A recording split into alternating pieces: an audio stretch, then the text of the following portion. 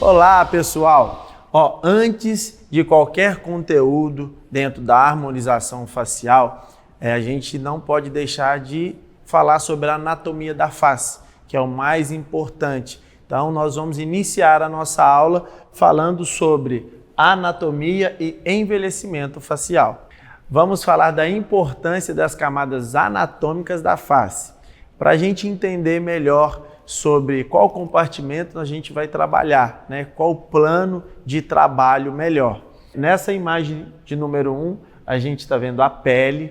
Logo abaixo da pele, aqui na imagem 2, a gente vê o compartimento de gordura superficial. Lembrando, gente, que mais para frente a gente vai fazer detalhe de cada camada. Aqui na imagem de número 3, a gente vê as esmás. Na imagem número 4, os músculos da face. E na última imagem, a gente vê o compartimento de gordura profundo e os ossos. E em todas as camadas a gente tem vascularização e inervação. Então vamos começar a primeira camada de fora para dentro. Vamos falar da pele. A pele é dividida em 3 camadas. A primeira camada é onde a gente toca a epiderme. Logo abaixo da epiderme nós temos a derme. E abaixo da derme subcutânea, ou derme profunda, ou hipoderme. Nós colocamos um vídeo aqui para ilustrar melhor essas camadas da pele. Aqui nós vamos dar um zoom na região do sulco nasogeniano, mais conhecido como bigode chinês, em que mostra as camadas da pele com um vinco, que é o que acontece quando nós vamos envelhecendo. Então aqui, dando o zoom no bigode chinês, a gente vê essa primeira camada, que é a epiderme, aqui onde a gente vê fibras de colágeno em azul, que é a derme média, e aqui a derme média profunda. Então, você percebe que com o envelhecimento, com o tempo, essa epiderme, ela vai invaginando em região para a região mais profunda. Nessa imagem, a gente traz uma ilustração onde busca reposicionar os tecidos. Quando queremos melhorar essa linha de expressão, iniciamos com alguns tratamentos de harmonização facial, como preenchimento na região de derme, conforme essa figura, em que preenchemos na região da derme para buscar essa estrutura dos tecidos. Para otimizar o resultado, é possível trabalhar em várias camadas do tecido, como epiderme ou derme superficial, derme ou derme média e em região subcutânea, considerada também derme profunda. Lembrando que temos mais um plano de aplicação, que é o periósteo ou supraperiósteo, que é uma região que também é possível fazer o preenchimento, otimizando os ligamentos dessa região. Então falamos aqui basicamente de 4 estruturas para preenchimento: epiderme, derme, tecido subcutâneo e supraperiósteo. Eu quero ensinar para vocês também na prática como trabalhar nos 3 primeiros planos: epiderme, derme média e tecido subcutâneo. Porque uma coisa é eu trazer para vocês essa imagem ilustrativa, onde eu consigo ter visibilidade da epiderme, da derme e do subcutâneo. Outra coisa é eu tentar trazer esta imagem para a prática, onde eu tenho isso em 2 milímetros. Imagina eu pegar a minha pele e saber identificar onde está cada plano para o preenchimento. Por isso nós trazemos para você a técnica de branqueamento. Então, gente, grave bem essa imagem que vai vir no próximo slide, que vale ouro. Eu vou trazer para vocês alguns sinais de em qual plano você está preenchendo. Esta primeira imagem, onde eu tenho um sinal da epiderme, essa segunda imagem da derme média, a terceira de derme profunda e a área de risco. Como que eu vou facilitar a sua vida? Preste bastante atenção.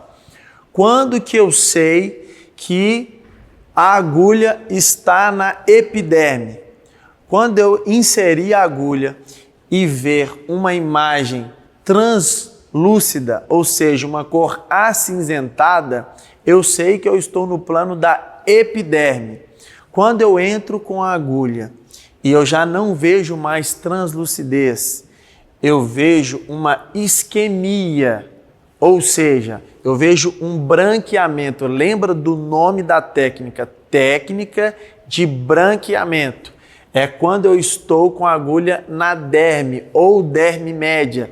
Neste momento eu tenho um sinal de isquemia. Eu sei que a minha agulha está na derme média.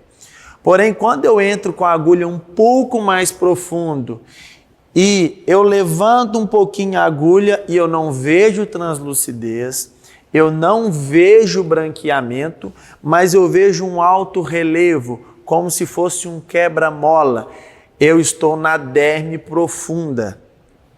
Quando eu entro com a agulha um pouco mais profundo do que a derme profunda e eu tento mexer com a agulha, eu não vejo quebra-mola, eu não vejo branqueamento, não vejo translucidez, mas eu consigo expulsar a pele num todo com esse movimento da agulha. Neste momento eu estou em uma área de risco. Por que área de risco?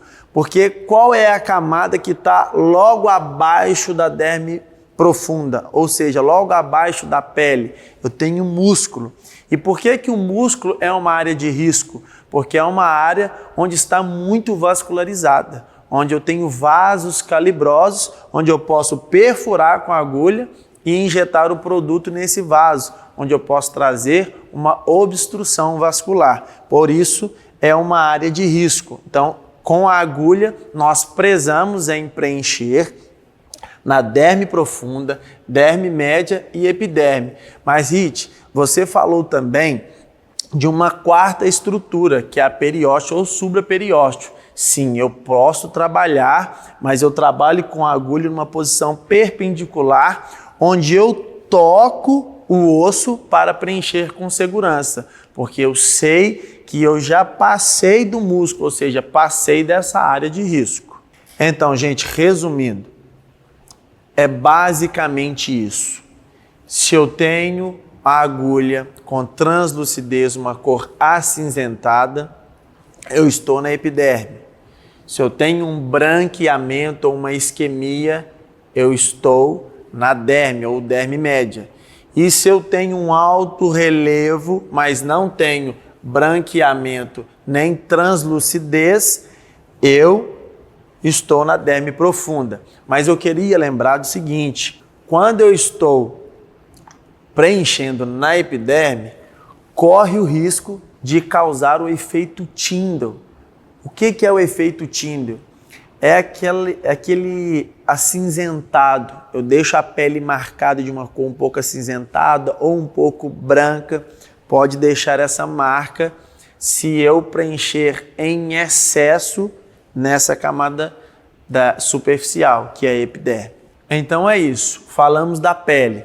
Então agora vamos tirar esta primeira camada, que nós falamos que é a pele, e vamos para a segunda camada, que é os coxins de gordura superficial, que fica logo abaixo da pele. Vamos imaginar que esse coxinho de gordura é um lençol mesmo de gordura bem uniforme, como se fosse um colchão gorduroso. Então, se eu dissecar um cadáver, eu vou ver isso bem uniforme. Porém, nós temos várias distribuições de região. Quando você baixar o PDF, você vai ter isso mais detalhado. E essa distribuição, ela é mais identificada com o passar dos anos, ou seja, com o envelhecimento, esse coxinho de gorduras vão se separando, mas enquanto jovem é bem uniforme esse tecido adiposo. Por isso que eu falo para o meu paciente, é como se fosse um lençol de gordura que cobre toda a face logo abaixo da pele. É o que traz uma sustentação direta para a pele. Logo abaixo desse tecido adiposo, então vamos lá, tiramos a pele e caímos onde? Nesse tecido adiposo superficial, os coxinhos de gordura. Agora eu tiro esse coxinho de gordura e tenho a terceira camada, que é as SMAS, que é a suspensão do sistema músculo aponeurótico superficial. É um tecido conjuntivo composto por 3 componentes. células, fibras elásticas, reticulares e colágeno, substância fundamental e composta por polissacarídeos e ácido hialurônico. Só para ficar mais didático, você que não é vegano, imagina você comendo uma coxinha de frango. Quando a pele está soltando, você puxa a pele, ela vem com a gordurinha grudada e logo abaixo eu tenho uma pele bem fininha, bem gosmenta, que fica entre o músculo e entre a gordura. Essa é a camada de SMAS. Então, abaixo da camada de SMAS está o quê? O músculo, que é a próxima camada que a gente vai estar falando agora. Então vamos lá, vamos relembrar. Primeira camada, a pele. Tirei a pele, eu estou na segunda camada, que é os coxins de gordura superficial. Tirei essa gordura superficial, eu tenho essa película fininha, que é a SMAS. Agora eu tiro essa película fininha e eu estou aonde? Nos músculos. E eu vou falar sobre os músculos da mímica e os músculos da mastigação. Vamos começar com os músculos da mímica, onde a gente tem de vermelho o músculo frontal. Aqui, só para ficar melhor, quando eu falo de origem, eu estou falando de onde se inicia o músculo. Quando eu falo de inserção, é onde termina. Eu gosto de falar um pouquinho sobre a profundidade, se o músculo é superficial ou se o músculo é mais profundo, até para você ter facilidade na hora de aplicar talvez uma toxina botulínica, que isso é muito importante para eu saber a profundidade que eu vou inserir esta agulha.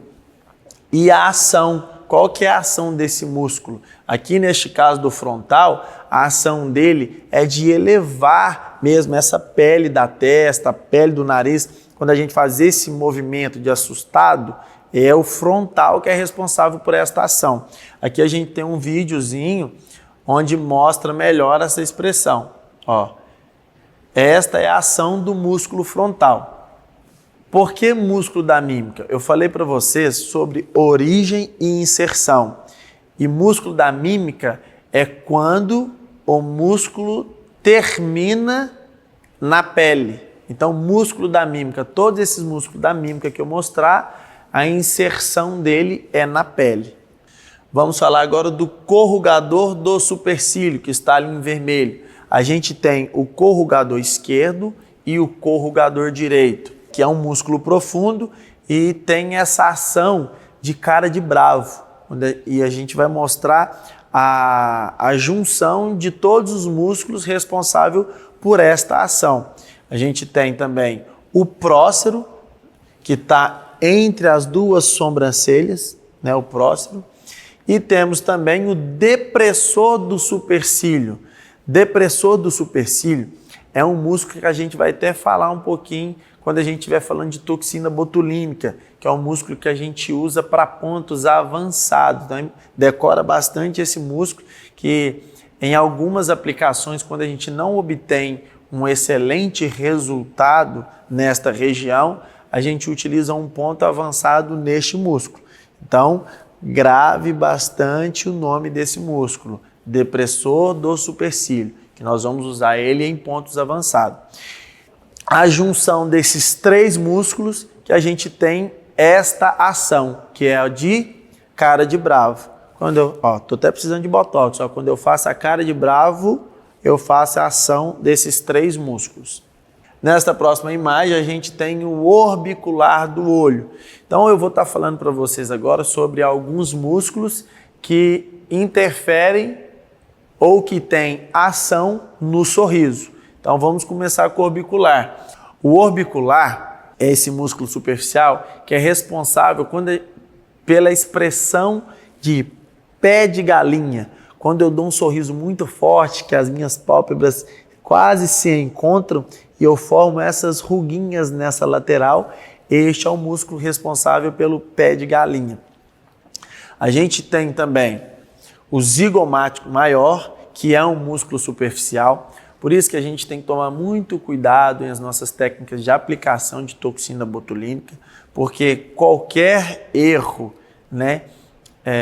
e pegar algum desses músculos que eu vou mostrar para vocês agora, isso pode interferir no sorriso, travar o sorriso ou deixar o sorriso um pouco torto, um lado mais contraído do que o outro. Então aqui a gente tem o zigomático maior, zigomático menor. Temos também o levantador do ângulo da boca, o músculo risório, que está bem aqui no cantinho da boca, e o próximo, o bucinador, também que está logo aqui no canto da boca, é um músculo profundo.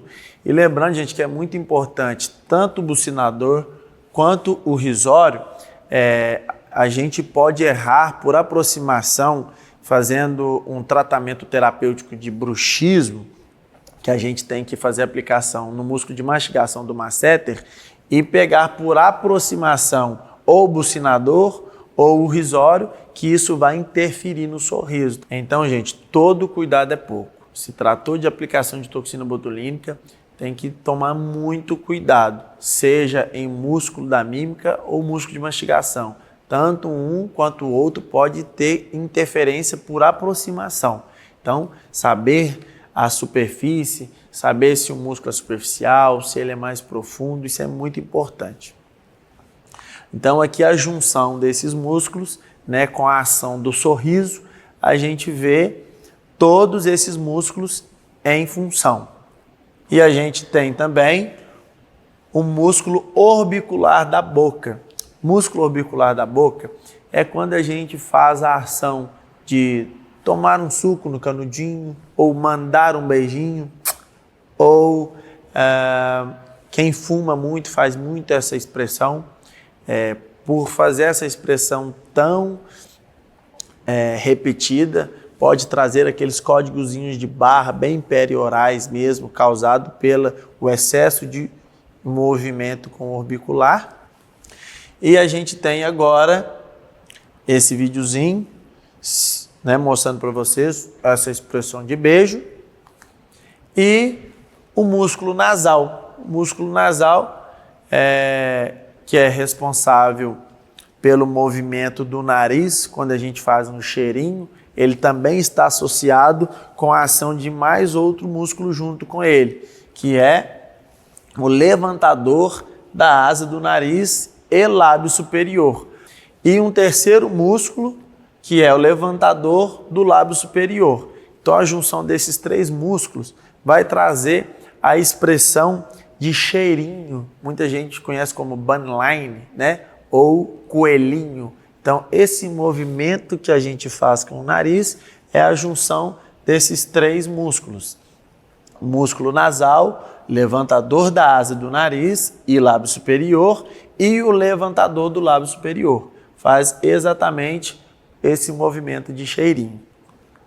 Aqui a gente tem o depressor do ângulo da boca. O depressor do ângulo da boca, gente, ele é um músculo bem fininho, parece um papelzinho mesmo, bem superficial, e ele é responsável pelaquela expressão do cantinho da boca triste, sabe? A boquinha de coringa. Claro que não é ele a única causa, a única etiologia, mas é um dos músculos que, ao aplicar toxina botulínica, a gente consegue reverter um pouco essa posição de boquinha triste. A gente tem também o músculo platisma, né, que são os músculos que causam algumas bandas no pescoço. Tem muita gente que usa essa expressão como Hulk, que eu faço essa expressão de forte e aí aparecem algumas bandas no pescoço.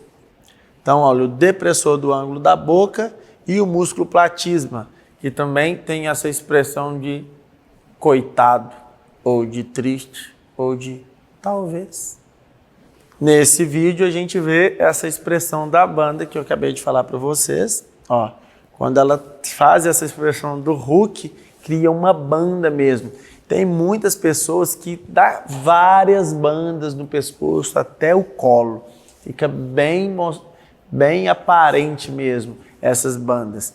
E com a técnica de toxina botulínica a gente consegue minimizar muito esse movimento, então deixa até o pescoço mais jovem. Aqui a gente tem o depressor do lábio inferior, que fica logo abaixo do músculo orbicular da boca, que eu falei que faz o movimento do beijinho. Logo abaixo dele está o depressor do lábio inferior. E bem centralizado, a gente tem o mentoniano, que a gente consegue também, com a toxina botulínica, melhorar uma expressão de triste. Quando você faz um beicinho triste, assim, e aí você cria um terror na vida das mulheres, que você fala para ela que ela está com celulite no queixo. Quando ela faz esse movimento, causa vários furinhos no queixo. Então não é uma celulite, mas dá uma impressão, uma sensação de celulite no queixo. Então quando eu consigo colocar toxina botulínica no mentoniano, eu dou uma minimizada nessa expressão. Então aqui a gente vê essa expressão de triste, o tanto que contrai o queixo, né, do meu paciente. Então eu consigo neutralizar esse movimento com a toxina botulínica. E agora vamos falar sobre os músculos da mastigação. Aqui a gente tem o músculo masseter, né, que ele é responsável pela elevação da mandíbula e de protrusão, movimento de protrusão, é o masseter. A gente tem também o temporal, né?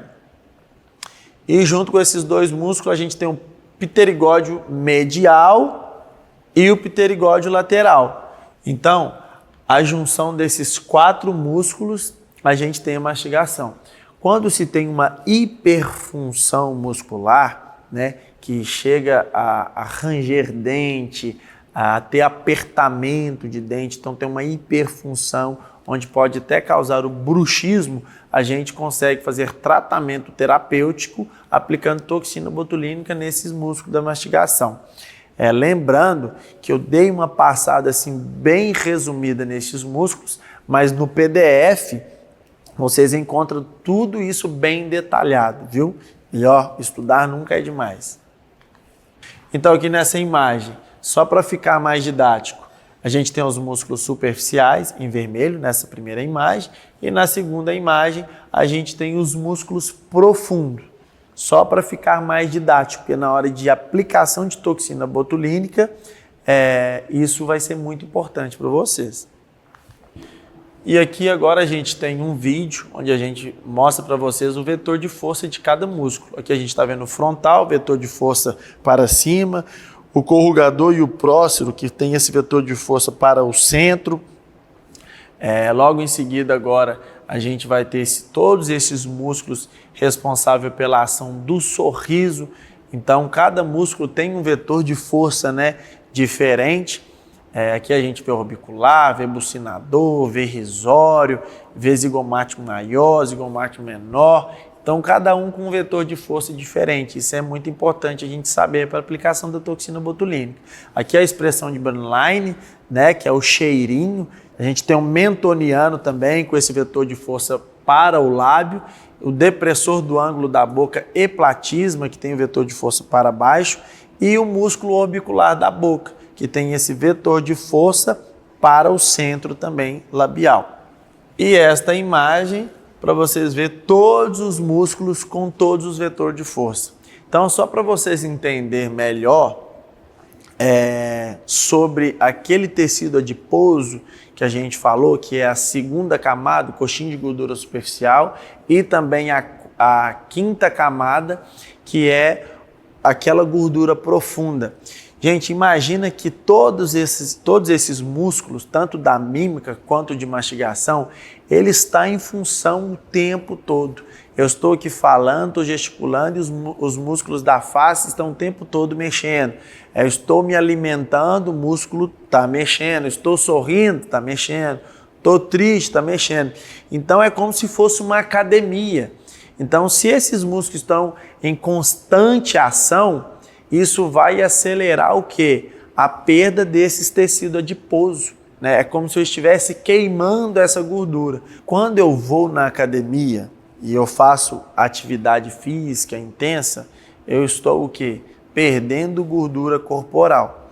Então, na face não é diferente. Quanto mais mímica facial eu faço, mais eu estou queimando gordura, mais eu provoco vincos na face e um envelhecimento mais precoce. Então agora vamos para a quinta camada, né, que é a camada de coxinho de gordura profundo. Esses coxinhos de gordura profundo, que está logo abaixo do músculo, então vamos voltar de novo? tirei a primeira camada, que é a pele. Logo abaixo da pele eu tenho aquele colchão de gordura, tirei esse colchão de gordura. Logo abaixo eu tenho a SMAS, lembra da coxinha de frango, aquela gosminha? Tirei. Logo abaixo dela eu tenho o quê? O músculo da face, que a gente acabou de falar. E eu tiro essa camada de músculo e chego onde? Na gordura profunda, que está o quê? Inserida no periósteo. Essa gordura profunda já não é como a gordura superficial, que cobre a face toda. Ela é encontrada em algumas regiões e aqui a gente tem essa distribuição que também está detalhada no PDF. Vocês podem entrar lá e conferir. E logo abaixo dessa gordura profunda, a gente tem os ossos. Mais para frente eu vou falar mais detalhado sobre o que acontece com os ossos. Aqui a gente tem inervação e vascularização, que é o assunto que a gente vai estar falando agora. Lembrando que tanto inervação quanto vascularização, a gente tem em todas essas camadas, né? Então, tem inervação de dentro para fora, tem inervação de fora para dentro, então a gente consegue ter inervação e vascularização em todas essas camadas que a gente vem falando desde o início da aula. Vamos começar falando dos dois nervos principais da face, que é o nervo facial e o nervo trigêmeo. O nervo facial ele tem 5 principais ramos mais superficiais que inervam a face. Então aqui nós temos o nervo temporal, o nervo zigomático, nervo bucal, o nervo marginal da mandíbula e o nervo cervical. E aqui vocês podem ver, então, N1, N2, N3, N4 e N5. O nervo facial ele é um nervo misto. O que significa isso? Ele é sensitivo e motor. Então, significa que ele tem ramos sensitivos. Então, eu sinto dor, calor, frio ou toque. E tenho também os motores, em que possui impulsos nervosos responsáveis pelo movimento ou contração muscular de algumas estruturas da face. O outro nervo principal da face, e que a odontologia estudou bastante, é o nervo trigêmeo, que também é um nervo misto e que possui 3 principais ramos. Aqui a gente vê o ramo nervo oftálmico, o nervo maxilar e o nervo mandibular. Então a gente vê aqui no oftálmico a gente tem essas ramificações nervosas mais para o terço superior, onde eu consigo inervar essa região dos olhos, um pouco do nariz. Já no nervo maxilar, a gente tem uma ramificação nervosa nessa região de maxila e também um pouco de nariz, um pouco de buço. E nesse nervo mandibular, a gente tem uma inervação mais no terço inferior, onde eu vou pegar essa parte de mento, vou pegar essa parte labial. Também vai estar bem detalhado no PDF. Mas esses ramos, eles emitem outros ramos que inervam regiões onde queremos anestesiar para realizar procedimentos odontológicos e também de harmonização facial, que é o nosso foco. Então, os nervos que a gente vai anestesiar, nervo oftálmico, ele tem uma ramificação do nervo frontal, que se ramifica no nervo supratroclear e o nervo supraorbital. Temos também, através do nervo maxilar, uma ramificação no nervo infraorbital e o nervo mandibular, que tem essa ramificação no nervo alveolar inferior, que se ramifica no nervo mentual. Esses dois nervos, infraorbital e nervo mentual, é muito utilizado para técnicas anestésicas, tanto para harmonização facial quanto para procedimentos odontológicos. Para ficar mais fácil de identificar essas inervações, a gente pode usar os forames. A gente tem o forame, esse forame que é a incisura frontal, né, onde sai o nervo supratroclear. E agora a gente, nessa linha bem linear, nós temos esses 3 forames. Aqui a gente tem o forame supraorbital, onde sai esse nervo supraorbital. Logo abaixo, a gente tem o forame infraorbital, onde sai essa inervação infraorbital, onde a gente usa essa técnica anestésica para a gente conseguir anestesiar essa região de olheira, pré-maxila. a gente consegue bloquear também lábio superior, fazer procedimento em sulco nasogeniano e consegue também anestesiar até o nariz através desse nervo infraorbital. Logo abaixo a gente tem o forame mentual, que é onde sai esse nervo mentual. Também usamos muito para técnica anestésica para bloquear essa região de mento, essa região de lábio inferior. Então, esses dois forames servem para a gente identificar essas duas inervações. Então, gravem isso: infraorbital e mentual. São dois locais que a gente vai usar muito para fazer bloqueio anestésico para procedimento de harmonização facial. Agora vamos falar um pouco de vascularização. Assim como a inervação, vascularização também a gente encontra em todas as camadas. Então, todas essas camadas que a gente está estudando, a gente vai ter vascularização. Em algumas regiões tem vascularizações menos calibrosas, em outras regiões a gente tem vascularizações mais calibrosas. A face toda é cheia de vasos sanguíneos, artérias e veias. Mas temos um vaso específico muito importante para a harmonização facial, que é a artéria facial. Então aqui, nesta imagem, a gente vê essa artéria facial iniciando aqui próximo à mandíbula, e neste caminho da artéria facial, ela tem algumas ramificações, onde a gente vê essa ramificação da artéria labial inferior. Um pouco mais acima, a gente tem essa ramificação da artéria labial superior, e essa artéria facial continua este caminho. Quando ela chega próximo à asa do nariz, claro que pode ter algumas variações anatômicas, mas próxima à asa do nariz ela tem essa ramificação onde dá origem à artéria nasal lateral. E logo em seguida, essa artéria é nomeada como artéria angular. É a mesma artéria, mas ela tem um novo nome. E quando ela chega próxima à sobrancelha, também vai dar origem a essa artéria do dorso nasal. E aí, continuando esse trajeto, logo acima da sobrancelha, ela vai ser nomeada como artéria supratroclear. Então, gente, nessa imagem a gente vê o quanto que esses vasos são interligados um no outro. Então, a gente não pode esquecer que causar obstrução vascular pode trazer falta de oxigenação em qualquer área da face.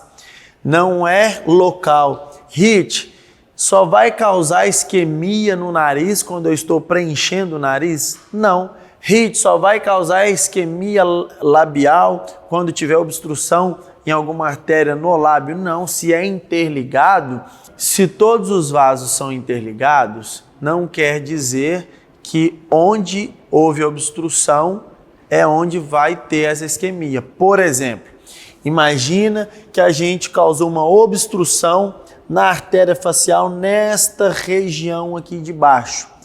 Há uma grande possibilidade de ter uma falta de oxigenação nessa ramificação e ter uma isquemia e o início de necrose labial. E assim por diante, posso ter uma obstrução aqui na região de sulco nasogeniano e causar uma isquemia e necrose no nariz. Então, se existe tanta vascularização e essa interligação, mais cuidado eu tenho que ter, mais eu preciso respeitar os limites anatômicos, eu preciso respeitar a pele, eu preciso respeitar essas camadas. E uma informação muito importante, a gente tem que lembrar que além de causar necrose facial, existe um grande risco de cegueira também. Então, obstrução vascular pode causar cegueira. Uma vez que faltar oxigenação na artéria central da retina, existe o risco de causar cegueira. Então, essa obstrução vascular pode ser na artéria angular, pode ser na supratroclear, pode ser na facial. Toda essa extensão arterial que vai chegar até essa ramificação da central da retina pode causar cegueira. Então, mais um motivo para a gente respeitar tanto a anatomia quanto à nossa curva de aprendizado. Nunca podemos esquecer disso. Respeitar a minha curva de aprendizado para eu saber os meus limites, onde eu devo ir. Uma informação que temos que ressaltar é que a trajetória da artéria facial não é sempre como em livros e imagens ilustrativas, porque temos muitas variações anatômicas, principalmente em região de marionete e sulco nasogeniano. Então temos que ter esse conhecimento anatômico dos planos e camadas da face para realizar procedimentos e evitar risco que envolve essa principal artéria, que é a artéria facial. Então, se trabalharmos em tecido subcutâneo e com cânulas ao invés de agulha durante o procedimento, temos menos risco de injetar produto dentro da luz da artéria e causar intercorrências na região, como obstrução da artéria e possível necrose. Então, aqui a gente vê essa variação anatômica. Imagina que, começa essa artéria facial e a ramificação da artéria labial inferior, ela desce um pouco lá embaixo no mento. Se eu tenho em mente que essa artéria labial inferior é como nas imagens ilustrativas e livros, eu vou imaginar que ela vem aqui, mais em linha reta, assim como está ilustrado nesta imagem. Então, se eu tenho isso gravado na minha cabeça e não respeito os limites anatômicos, falo, a artéria passa aqui, então aqui eu posso preencher com agulha. Pode ter o risco de ter uma variação anatômica e eu perfurar essa artéria ou vaso e injetar o produto, causando uma obstrução, falta de oxigenação e uma possível necrose. Então não podemos esquecer disso. Outra questão que precisamos lembrar é que onde temos artérias, temos veias. Então também temos uma veia muito importante próxima à artéria facial, que é a veia facial. Então nesta imagem a gente vê em azul, está simbolizando a vascularização, e em vermelho, artérias. Todo o percurso de artéria facial, a gente vê uma vascular, ramificações arteriais, temos umas ramificações vascular também. E nesse próximo slide a gente vê a quantidade de vasos, a quantidade de artérias, e aí a gente vai lembrar de uma pergunta que é muito frequente dentro do nosso consultório. O paciente chega e fala assim: doutor, eu vou ficar roxo? Esse procedimento vai ficar roxo? E eu tenho que lembrar que eu tenho vascularizações em todas as camadas, desde a camada mais profunda, que é próxima ao osso, a camada mais superficial, que é a da pele, que é a da epiderme. Então eu não posso prometer para o meu paciente que ele não vai ficar roxo. Vamos lembrar do seguinte: tem muito paciente que fala assim: ah, doutor, eu vou tomar alguns medicamentos antes, vou tomar chá de arnica. Gente, eu tenho que pensar que qualquer corte vascular vai derramar sangue na pele e vai causar este hematoma. Então, por mais que exista alguns tratamentos prévios para não ficar tão intenso o hematoma, isso vai acontecer se tiver rompimento de vaso. Ou seja, eu nunca prometo para o meu paciente que não vai ficar roxo, porque sempre existe a possibilidade de ficar roxo. Agora eu vou buscar meu iPad, porque eu vou indicar um aplicativo muito bom para vocês estudar vasos sanguíneos da face, principalmente a artéria facial. Esse aqui é o aplicativo Anatomia Atlas 3D. Então, olha só. A gente clica em cima da artéria, já fala para a gente o nome. Então aqui vocês vê artéria facial, que eu falei na aula. Eu clico aqui, artéria angular, e aqui artéria supratroclear. E aqui, olha o tanto que fica fácil para a gente identificar também a artéria que causa a cegueira, né? A artéria oftálmica. Então essa ramificação dela daqui da artéria angular, ela desce aqui para essa artéria oftálmica. Enfim, vocês vão descobrir no aplicativo, ele tem várias utilidades. Aqui a gente colocou artéria, tem como vocês colocar veia, tem como saber também nome dos ossos também do crânio, enfim.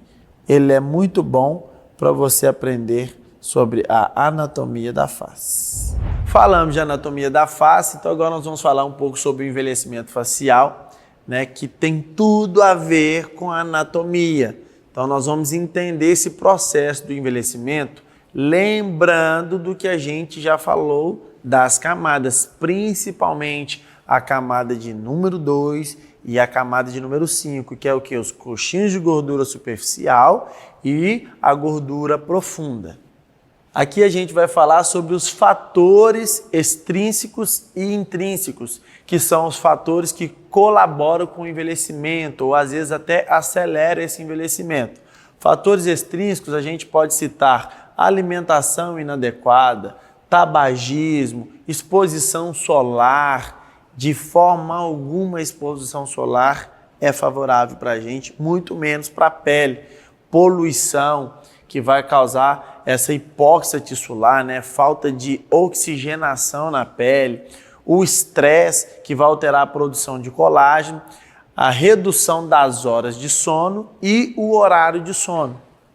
E aqui a gente tem alguns fatores intrínsecos, como determinado geneticamente, redução dos hormônios sexuais, que vai diminuir, né, a formação de colágeno e elastina, alterações na produção de melanina, redução da capacidade antioxidante, redução da renovação tecidual, a diminuição gradual da produção de colágeno, flacidez de pele, enfraquecimento muscular, diminuição e deslocamento para baixo dos compartimentos de gorduras e a remodelação óssea. O que é essa diminuição e deslocamento para baixo dos compartimentos de gordura? Vão lembrar lá das camadas que a gente falou, que tem aquele colchão de gordura? Com o passar do tempo, esses colchões de gordura é como se ele começasse a derreter. Então, uma vez que essa gordura derrete, a pele vai ficando sem sustentação. A mesma coisa da remodelação óssea. Como eu tenho essa remodelação óssea, é como se a calota craniana começa a diminuir de tamanho. Então, além de eu perder gordura, a calota craniana perder volume, a pele fica sem sustentação. Então, por isso que é um dos fatores principais do envelhecimento. Aquela gordura profunda também sofre essa alteração, ela vai diminuindo. Lembra que eu falei também sobre a mímica facial, sobre a hiperfunção muscular, né? Essa ação muscular de estar falando, mastigando, começa a queimar aquelas gorduras e acelera esse processo da gordura se derreter. Então, na medida que a gente vai perdendo essa gordura, vai perdendo estrutura facial. Então, aqui a gente vê duas imagens. Uma imagem já envelhecida e uma imagem jovial. O que a gente percebe de diferença entre uma imagem e outra? Aqui a gente pode ver que quando a gente começa a perder esses coxinhos de gordura, a gente começa a ver vincos e sombras na face. A gente pode ver aqui nessa imagem que ela começa a ter vinco aqui nessa região de olheira, a gente começa a ver vinco aqui no sulco nasogeniano, aqui no sulco mentolabial. Então, na medida que eu vou perdendo essa estrutura facial, tanto de gordura quanto de perda de colágeno na pele, que eu perco a qualidade da pele, eu perco essa estrutura óssea. Você já percebeu que a vovó era grandona e agora a vovó está pequenininha? E isso é remodelação óssea, porque a gente tem constante remodelação óssea e formação óssea. E aí passa um tempo que para de formar e eu só tenho remodelação. Então a gente vai diminuindo mesmo de tamanho. Então a calota craniana faz isso, ó. Ela perde volume. Eu vou mostrar para vocês um vídeo onde que só traz uma ilustração desse envelhecimento. né, que é desse compartimento de coxinha de gordura, e se separando um do outro e derretendo. Aqui vocês podem ver vários coxinhos de gordura e aí eles vão se deslocando, vão se derretendo conforme a idade. E aqui só para mostrar para vocês mais uma vez o vinco e ele na camada da pele, né, da epiderme. Então, com o passar dos anos, a gente vê o envelhecimento. Vamos analisar a imagem superior com a imagem inferior. Vamos para a primeira imagem. A gente percebe que todos os coxinhos de gorduras estão juntinhos, bem unidos, ou seja, tem volume de gordura. Logo, a face está estruturada, né? Não vê vincos, não vê sombra. Já nessa imagem do meio, os coxinhos de gorduras começam a se separar, né? Eles vão separando um do outro. E a gente vê nessa imagem que já começa a aparecer aqui um vinco no bigode chinês. Tenta lembrar de quando você tinha 30 anos ou você que já está próximo de 30 anos, começa a aparecer um vincozinho aqui no bigode chinês. Isso é o quê? Provocado por essa separação dos coxinhos de gordura. Na medida que eles vão começando a separar, ou seja, começando a derreter, os vincos começam a aparecer. Vamos agora para esta imagem. A gente percebe que os coxinhos de gordura quase que a gente não consegue ver, ou seja, já separou demais um do outro, já não é mais um colchão de gordura, já derreteu muito e a gente olha para essa imagem de cima, quantos vincos na face agora já tem. Eu vejo o vinco aqui no sulco nasogeniano, que é o bigode chinês. A gente vê vincos aqui na região de olheira, começando a aparecer linha de marionete, o jaw também aparecendo mais. Então, este é o envelhecimento facial, um dos principais fatores que é muito bom a gente mostrar isso para o meu paciente. Então, grava essa imagem, dá um print aí na tela do seu celular ou do seu computador e leva essa imagem para o seu consultório. Porque quando eu estou fazendo um exame clínico com o meu paciente, eu mostrando isso aqui para ele, fica muito mais didático para ele entender o porquê que está acontecendo esse envelhecimento. E aí é mais fácil até dele aceitar a quantidade de produto que eu preciso preencher. Uma vez que o meu paciente não perdeu quase nada de gordura, logo para rejuvenescer, eu tenho que colocar menos produto. Já uma face que já está sem estrutura, que perdeu muita quantidade de gordura, eu vou precisar utilizar um pouco mais de produto. Então, com essa imagem que a gente está agora e você deu esse print no computador, você consegue mostrar e apresentar isso para o seu paciente e aí fica muito mais fácil também para você vender o seu produto. Então, nesta imagem aqui, a gente quer mostrar para vocês que o desejado é o triângulo invertido. O rosto estruturado é o triângulo invertido. Na medida que vai envelhecendo, aí vai ficando num formato de triângulo. Então, só para você saber essa diferença. Triângulo invertido é a face estruturada. E já o triângulo em formato é o quê? Já é uma face envelhecida, onde tudo cai. Forma aqui o jawzinho e aqui eu perco estrutura, essa pele cai. Agora vamos falar um pouco sobre rugas. Nós temos dois tipos de rugas. Rugas estáticas e rugas dinâmicas. Qual a diferença entre rugas estáticas e rugas dinâmicas?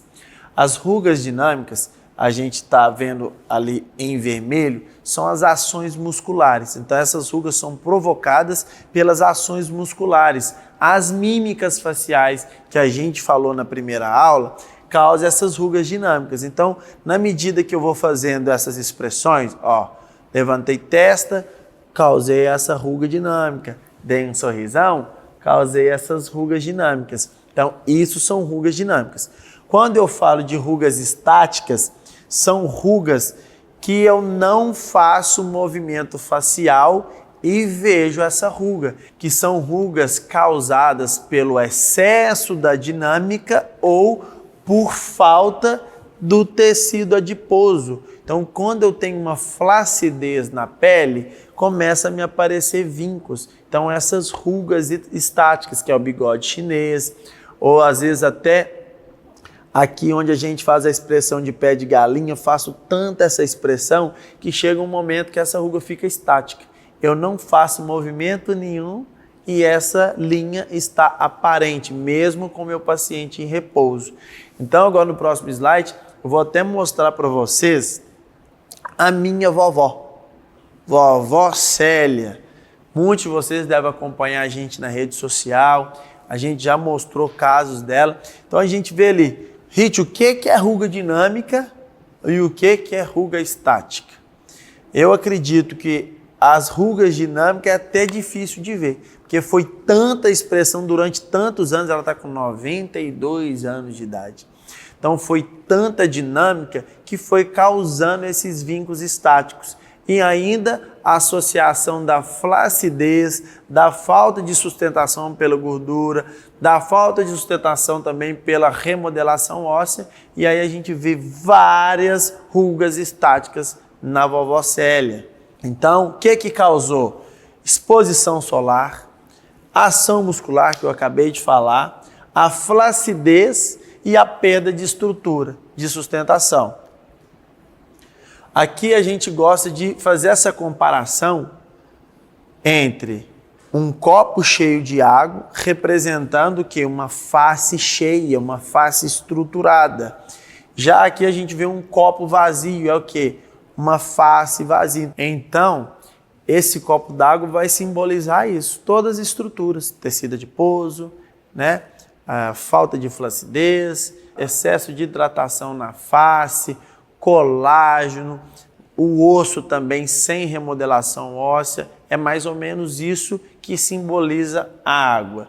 Já o copinho vazio é sem todas essas estruturas que eu falei, que é sem colágeno, sem gordura, osso com muita remodelação óssea, tudo isso vai perdendo a estrutura. Então, só essa analogia. E aqui, quando eu falo dessa remodelação óssea, é mais ou menos isso. Então, é uma figura ilustrativa, não é o mesmo crânio, mas só para ficar fácil de vocês entenderem. Então, um crânio jovem, olha só a diferença da orbicular desse crânio e do orbicular deste crânio, que sofreu muita remodelação óssea. Então, por isso que a pessoa mais velha vai ficando até com o olho mais fundo. Então, já não tem tanta estrutura, nem da maxila, nem da mandíbula também. Olha só a remodelação óssea aqui do mento, como que entra. Então, o queixinho vai fazendo isso mesmo, subindo, indo para frente, que é o queixinho de bruxa que a gente fala. E aqui nesta imagem, a gente vê a diferença do ângulo da mandíbula, né? Ali a mandíbula vem em linha reta, que ela já sofre esse declínio, então eu perco aquele ângulo bonito que eu tinha quando era mais jovem. A dimensão vertical também a gente perde. Então, uma vez que a gente perde dimensão vertical, a gente perde essa estrutura do terço inferior, perde essa estrutura labial. E nessa terceira figura também é para representar o crânio cheio. Então aqui nessa parte verde é sem ter a remodelação óssea.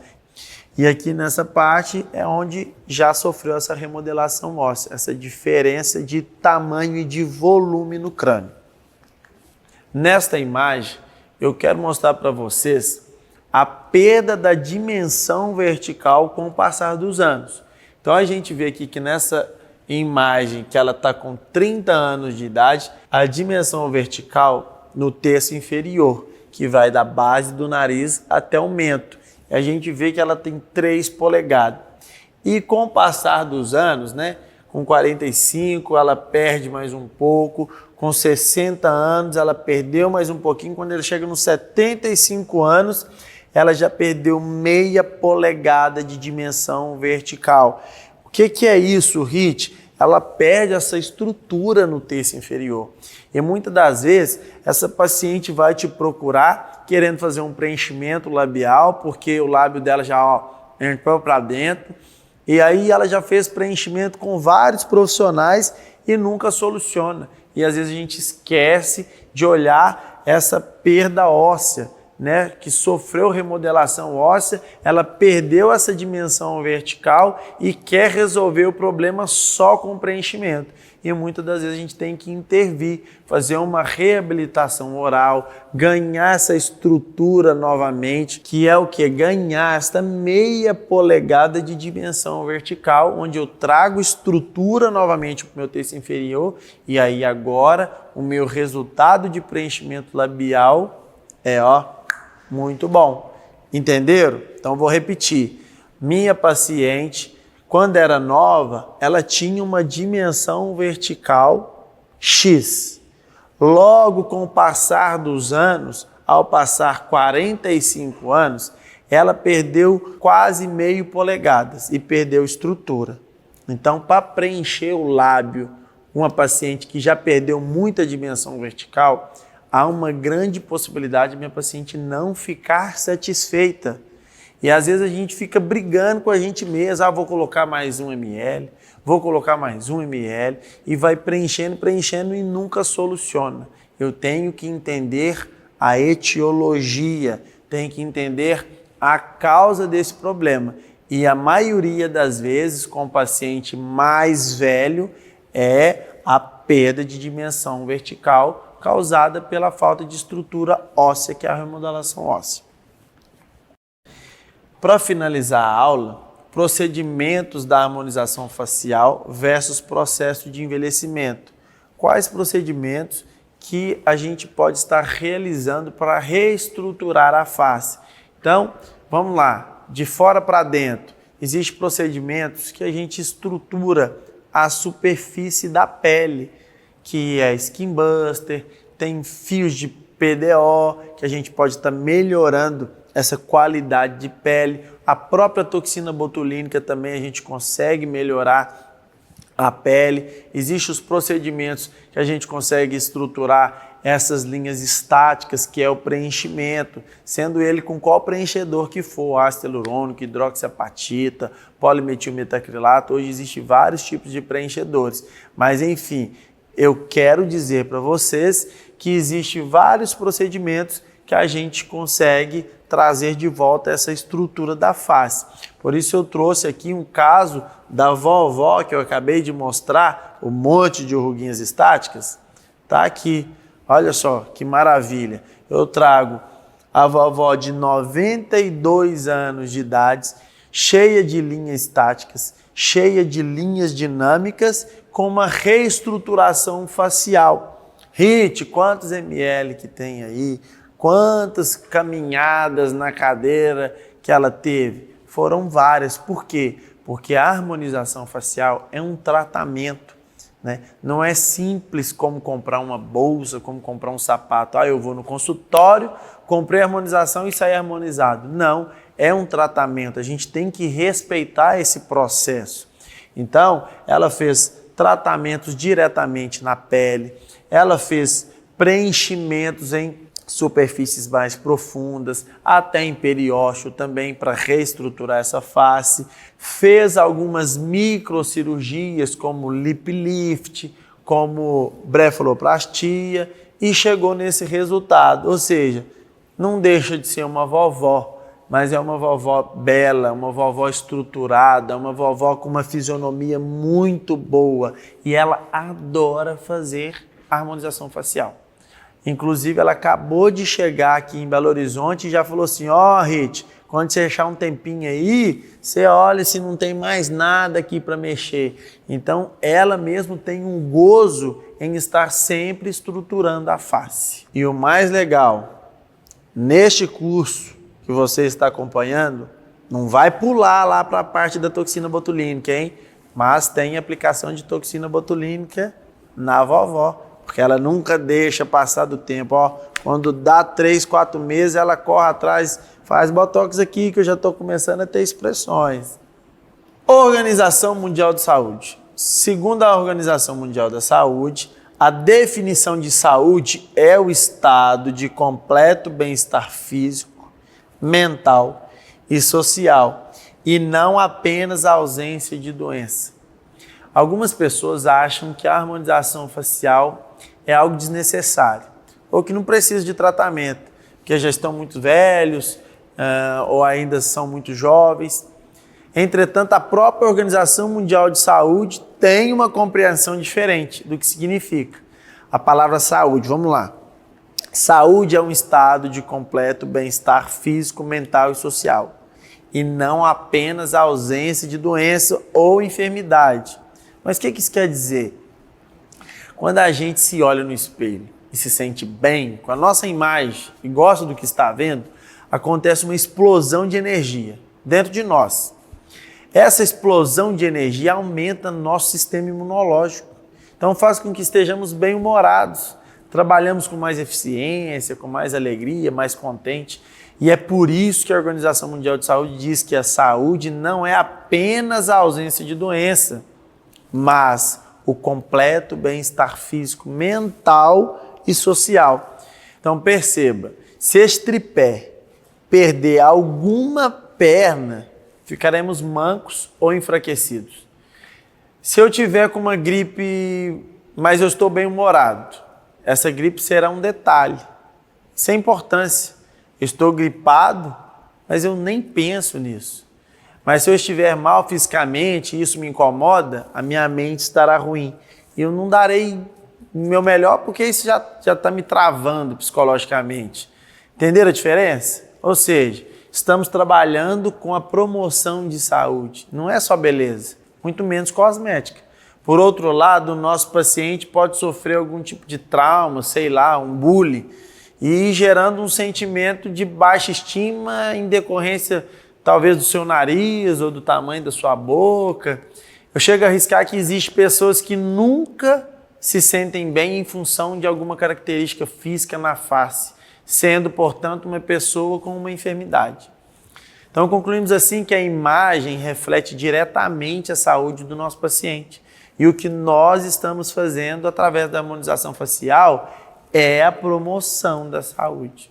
Então, eu finalizo essa aula com a seguinte frase: para entender o processo de envelhecimento, temos que entender sobre a anatomia da face. Então, lembre-se sempre dessa frase.